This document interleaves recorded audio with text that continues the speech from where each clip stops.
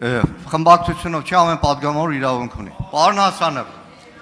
նախորդ ազգային ժողովում դուք այստեղ նստած եք,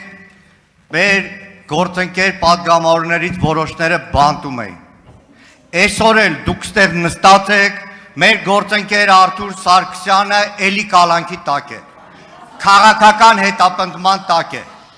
Նախորդ ազգային ժողովում գլխավոր դատախազը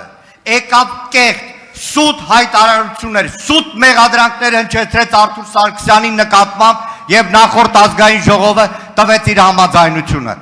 Նոր ազգային ժողովը ձևավորվել, բայց այս քաղաքական իշխանության ենթակա դատական համակարգը խախտելով սահմանադրությունը, սահմանադրական դատարանի որոշումը մի քանի օր առաջ թույլ չտվեց, որ Արթուր Սարգսյան այսօրվա նիստին մասնակցի, ոչ լեգիտիմացնելով հերթական անգամ այս խորհրդարանի աշխատանքը։ Սահմանափակել, պարոն Մանուկյան։ Պարոն Հասանով, դուք գոնե լավ գիտեք բանտարկյալներն ինչ է, դեր հայրենակիցներից հազարները, այսօր Թուրքիայի բան… Անջատել Մանուկյանի բանը։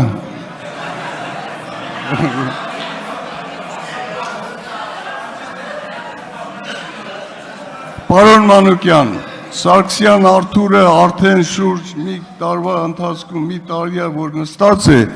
դա կորոշի դատարանը,